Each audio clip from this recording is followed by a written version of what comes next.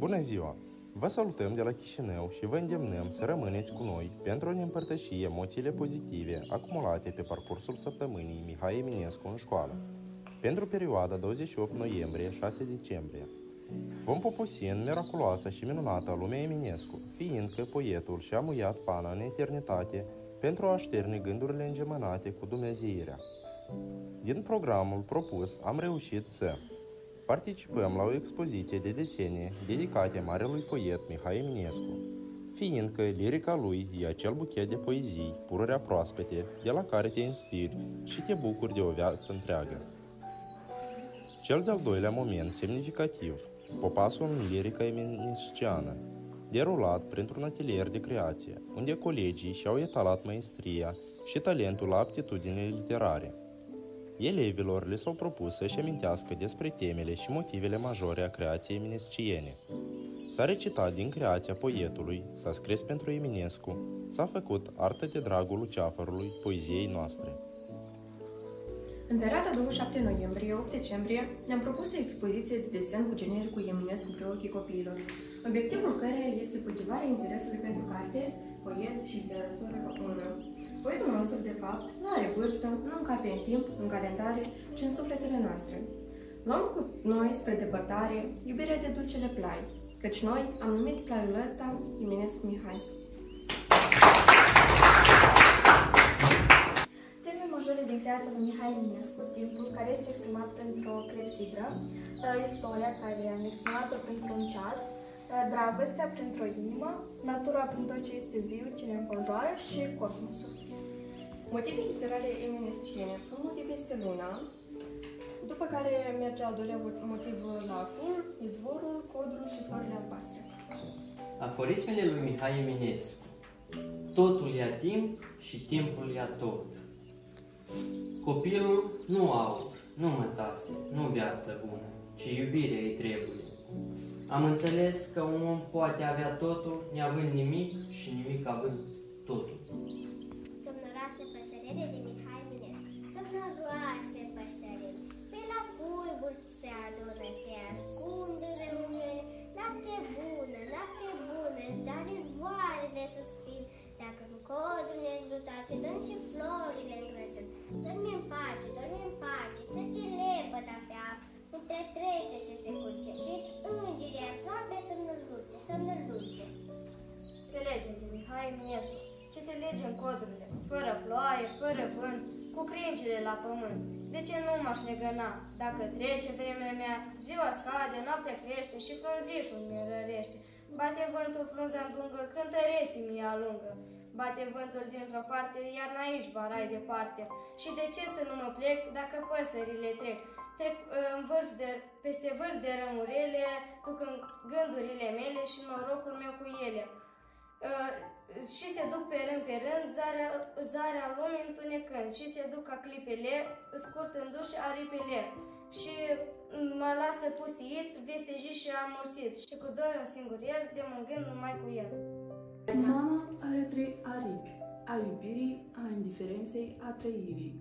Mama are 3 suflete, sculptate a 3 îngeri.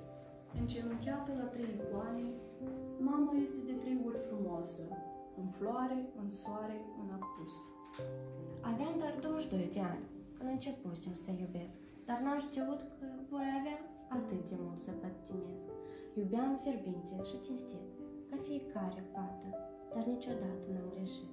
Iubeam doar prima dată, pe drum când îl vedeam, rostam țintit de părtare. Aveam doar 22 de ani, ce străluceam în zare. O, cât de mult am așteptat aceiași ani copilărie, dar ei încet s-au strecurat și n-au vrut să revie. În umbra lor mi-a mai rămas o umbră de amintire, căci niciodată nu se uită prima ta iubire.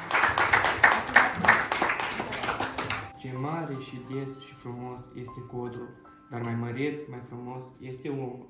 E trist, e vesel, e trist, e jale în țară, căci soarta pădurii este amară. Când seara soarele apune, când eu nu mai pot să dorm, mă las sub vraja serii și cad în mare somn. Atunci te văd pe tine, un Lucifer în bolta ta, cum strălucești fără încetare, zuruind și în fața mea. Ah, ce mult aș vrea acum să ajung până la tine în noapte și îmi vin să dea dorului șoaptă. Iată, eu mă pornesc la drum. La steaua de Mihai Eminescu. La steaua care a răsărit, e o cale atât de lungă, că mii de ani au trebuit luminii să ne ajungă. Poate de mult s-a stins în drum în depărtări albastre, iar raza ei abia acum luci vederii noastre. Icoana stelei ce-a murit, încet pe cer se suie. Era de când nu s-a zărit, azi o vedem și noi. Tot astfel când al nostru dor pieri în noaptea adâncă, lumina stinsului amor ne urmărește încă. Lemnul este un material natural ajungând pe mâna unui sculptor. El capătă viață. Având o bucată de lemn, mi este ușor să o modelez după fel și chip, formând o artă din ea.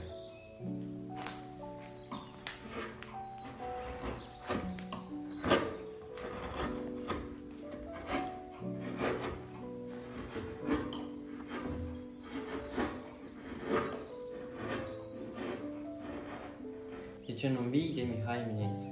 Vezi, rândunelele se duc, se scutur frunzele de nuc, se așează bruma peste vii, de ce nu vii, de ce nu vii? O vino iar sub al meu braț, să te privesc cu mult nesaț, să rază-mi dulce capul meu, de sânul tău, de sânul tău. Ți-aduce aminte cum pe atunci, cum ne plimbam prin văi și lungi, te ridicam de sub zori, de atâtea ori, de atâtea ori. În lumea asta sunt femei, cu chip ce izvorăsc scântei, dar oricât ele sunt de sus, ca tine nu-s, ca tine nu-s, căci tu înseninezi mereu viața sufletului meu, mai mândră decât orice stea, iubita mea, târzie toamnă e acum, se scutur frunzele pe drum și lanurile sunt pustii, de ce nu-mi vii, de ce nu-mi vii? O mamă de Mihai Eminescu. O mamă, dulce mamă, din negură de vreme, pe freamătul de frunze, la tine tu mă chemi. Deasupra criptei negre a Sfântului Mormânt se scutură sălcânii, de toamnă și de vânt. Se bat încet din ramuri, încână glasul tău, mereu se vor tot bate, tu vei dormi mereu. Când voi muri, iubito, la Criște ținând plângi, din teiul sfânt și dulce, o ramură să frângi. La capul meu cu grijă, tu ramura să îngrop, asupra ei se cade a ochiului tăi strop. Simți-o voi odată, umbrind mormântul meu, mereu va crește umbra, eu voi dormi mereu. Iar dacă împreună va fi ca să murim, să nu ne ducăm triste, zidiri de țintirim, mormântul să ne-l sape la margine de râu. Ne pune încăperea aceluiași sicriu. De-a purăre aproape, vei fi de sânul meu, mereu va plânge apa, ne vom dormi mereu. Lacul de Mihai Eminescu. Lacul codelor albastru, nu fel galbe îmi încarcă. Tresărind în ceruri albe, eu cu tremur o barcă. Și o trec de-a lung de maluri, parcă ascult și parcă aștept, îi întrezele să răsară și să-mi cadă limbi pe piept. Să sărem o luntră mică, în vânaze gras de ape, și să scap din mână cârma și lăpezile să-mi scape. Să plutim cu preș de farnic, sub lumina blând de lune, vântul trist limb foșnească, unde ea să apă sune. Dar nu vine singuratic, în zadar, suspin și sufăr, lângă lacul cel albastru, încărcat cu flori de nufăr. Freama de codru de Mihai Eminescu.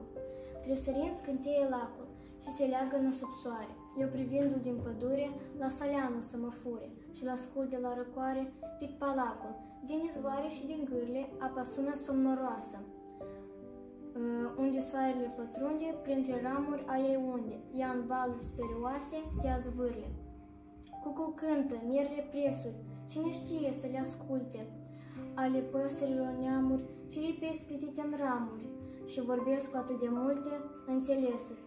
Cucu întreabă, unde-i sora viselor voastre de vară, mălăgioasă și iubită, cu privirea ostenită, ca o zână să răsară tuturor. În aceeași ordine de idei, remarcăm cu succes vizionarea unor documentare despre viața și activitatea marelui poet Nepereche. Mihai Eminovici, poet național, s-a născut în 1850.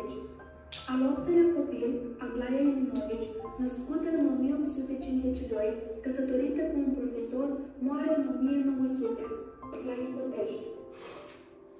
Mama, Raluca Irașcu, s-a născut în anul 1816, cea decedată în 1876, la Ipotești la 13 august. Primul copil, Șerban Eminovici, născut în 1841, a studiat medicina, decedat în 1874, cauza fiind tuberculoza pulmonară. Al doilea copil, Nicolae Eminovici, născut în anul 1843, a studiat dreptul o perioadă îndelungată. A fost bolnav. Imediat după moartea tatălui, păream că s-a sinucis.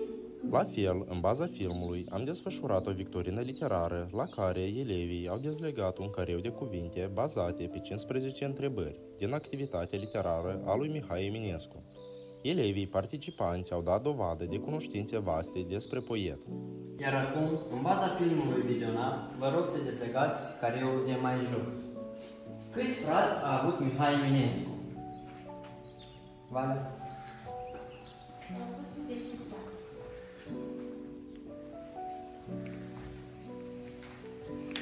Cum se adresează Ion Creangă în scrisorile sale către Mihai Eminescu?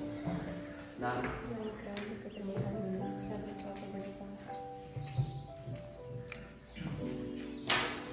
Care e numele și prenumele adevărat al Veronicăi Miche? Victor? Numele și prenumele adevărat al Veronicăi Miche este Ana Câmpeanu. Eminescu a existat întotdeauna, el fiind steaua de lumina poeziei și a demnității noastre. Vă îndemn să participați la o victorină literară.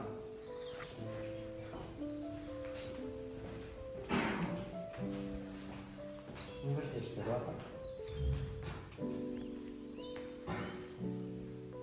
Prima întrebare. Cine a fost poetul favorit al lui Mihai Eminescu? Ion Creangă.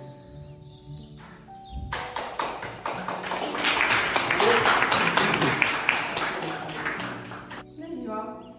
Astăzi ne revedem în cadrul săptămânii Eminescu în școală. Să cinstim cu pietate memoria Luceafărului poeziei românești. Deci, dăm start întrebărilor. Mihai Eminescu s-a născut ca Mihail?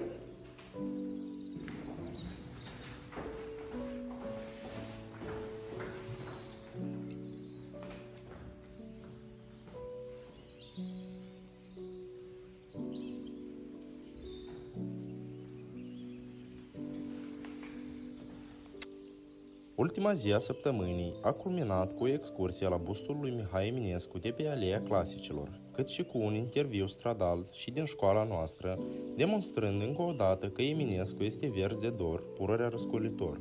Care a fost prima poezie lui Mihai Eminescu?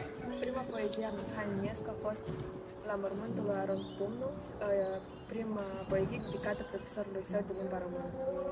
Salut! Când s-a născut Mihai Eminescu? Mihai Eminescu s-a născut în 1850, 15 ianuarie și a decedat în 1889, 15 iunie. Ce teme a abordat Mihai Eminescu în creațiile sale? Mihai Eminescu a abordat temele de dragoste, de natură, de trecere reversibilă a timpului, problema omului de geniu și istorie. Recite o poezie din opera lui Mihai Eminescu. Da, pot să vă recit poezia de la Mihai Eminescu, Sara pe deal. Sara pe deal, buciunul, sună cu jale, turmele mult, stelele scapără în cale. Apele plâng clar izvorându-se fântână, sub un salcând dragă, mă aștepți pe mine. Luna pe cer trece așa sfânt și clară, ochii tăi mari caută frunza cea rară. Stelele nasc umezi pe bolta senină, pieptul de dor, fruntea de gânduri ți plină. Să-i reciți ceva din opera lui Mihai Eminescu? Da. Pe lângă plopii fără soți, pe lângă plopii fără soți, adesea am trecut, mă cunoșteau vecinii toți, tu nu m-ai cunoscut. La geamul tău ce strălucea privii atât de des, o lume întreagă înțelegea, tu nu m-ai înțeles. Ce a activat Mihai Eminescu? Mihai Eminescu a activat ca redactor șef la revista Timp. Care a fost muza lui Mihai Eminescu? Veronica Mică. Cine a fost cel mai bun prieten al lui Mihai Eminescu? Ion Creangă. Pot să-mi opinia dumneavoastră cel mai semnificativ moment al lui Mihai Eminescu? Cred că din creația lui și de viața marelui scriitor Mihai Eminescu, cel mai semnificativ moment a fost publicarea poemului Luceafărul în anul 1882, despre care critica literară spune că am putea să e suficient să citim Luceafărul ca să vorbim despre importanța, valoarea lui Eminescu. Drept concluzie, remarcăm că am aflat multe lucruri interesante, utile, necunoscute cu privire la personalitatea omului de geniu Mihai Eminescu și ținem să mulțumim profesoarelor noastre că ne-au ghidat ca să descoperim lumea lui Eminescu. Vă îndemnăm să o faceți și voi pentru a descoperi maestriei, cartea. Să ne aducem pururi aminte de Eminescu, cel mai ales dintre toți scriitorii acestui neam. Vă mulțumim pentru atenție!